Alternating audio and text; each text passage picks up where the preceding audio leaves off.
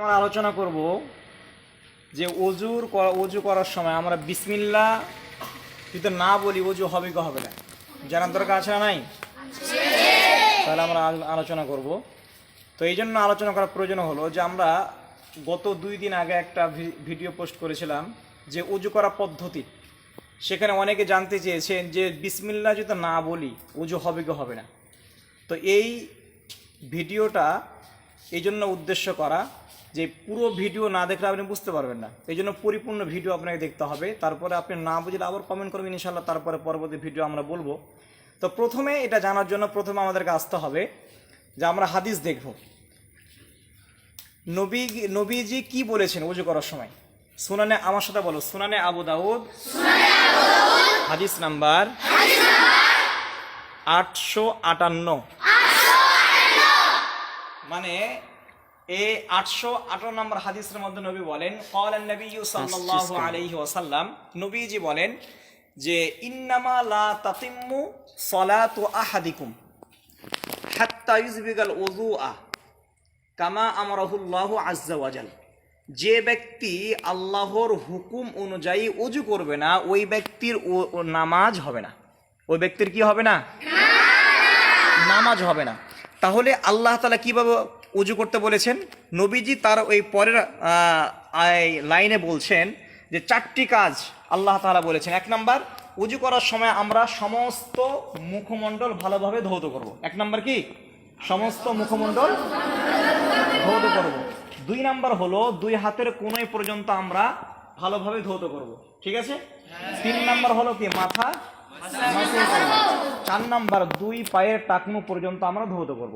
4টি বিষয় নবীজি ওই হাদিসের মধ্যে বললেন, সুনানে আবু দাউদ হাদিস নাম্বার 858। তাহলে এই হাদিস থেকে আমরা বুঝতে পারলাম যে হাদিসের মধ্যে 4টি বিষয় বললেন। কিন্তু আমরা কোরআন খুলবো এখন। কোরআনের মধ্যে সূরা মাইদা আয়াত নাম্বার 6 আল্লাহ তাআলা সেখানেও এই নবীজির মতো এই 4টি কথা বলেছেন। আল্লাহ বলছেন যখন তোমরা নামাজ পড়ার ইচ্ছা করবে তখন প্রথমে সমস্ত চেহারা ভালো করে ধৌত করতে হবে।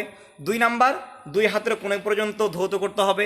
3 নাম্বার মাথা মাসে করতে হবে। 4 নাম্বার 2 পা টাকনু পর্যন্ত ধৌত করতে হবে।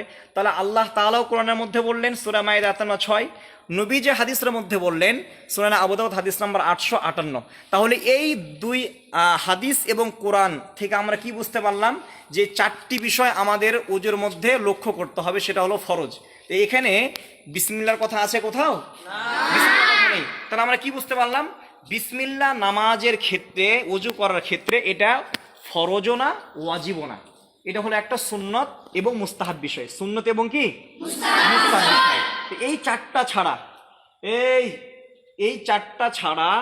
এই চারটা ছাড়া উজু করার ক্ষেত্রে আমরা যে সমস্ত কাজ করি, যেমন 3 বার প্রত্যেক অঙ্গ ধৌত করি, বিসমিল্লাহ বলি, এগুলো হলো ওজুর সৌন্দর্যতা বাড়ায়। ওজুর কি করে?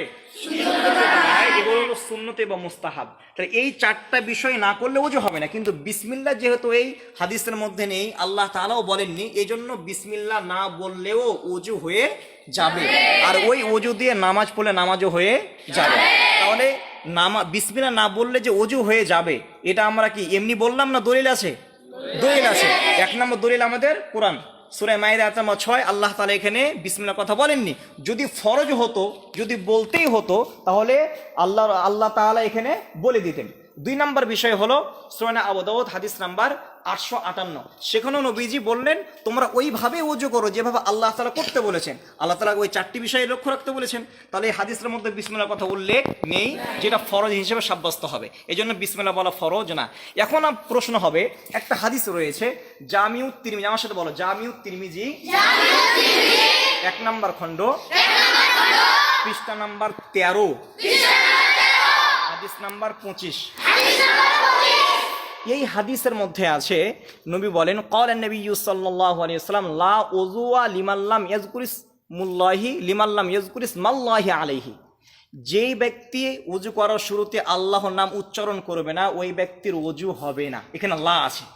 তা আল্লাহ তাআলা কোরআনের মধ্যে বললেন, নবীজি অন্য হাদিসের মধ্যে বলেছেন ওযু হয়ে যাবে, এখানে ওযু হবে না। তো আমি এই বিষয়ে আমি বলবো, যারা মাওলানা, যারা মুফতি, হাদিস নিয়ে লেখাপড়া করেছেন এবং যারা মাদ্রাসায় এসে শিক্ষকের মাধ্যমে হাদিস পড়েছেন, তারা এই হাদিসের অর্থ ভালো করে জানেন, তারপর আমি বলে দিচ্ছি এই হাদিসটা প্রথমত জয়ীফ, সহি না।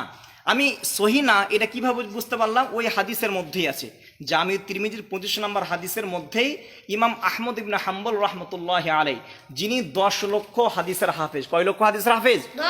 10 লক্ষ হাদিসের হাফেজ। তিনি বলছেন যে লা আ'লামু ফি হাযাল বাবি হাদিসান লাহু ইসনাদুন জাইয়িদুন, যে ওযু করার শুরুতে যে বিসমিল্লাহ বলতে হবে এই মর্মে যত হাদিস রয়েছে আমার কাছে এর সনদ ভালো না, মানে জয়ীফ। তাহলে 1 নাম্বার হলো এই হাদিসটা জয়ীফ। এই জয়ীফের হাদিস দিকে লক্ষ্য করে আর কোরআন এবং সহিহ হাদিস দিকে তাকে আমরা বিসমিল্লাহকে ওয়াজিব বা ফরজ সাব্যস্ত করতে পারি না। তাহলে আমরা বিসমিল্লাহকে রাখবো সুন্নত হিসাবে, ওযুর সৌন্দর্য বাড়ানোর ক্ষেত্রে আমরা এভাবে রাখতে পারি, কিন্তু ফরজ ওয়াজিব সাব্যস্ত করবো না।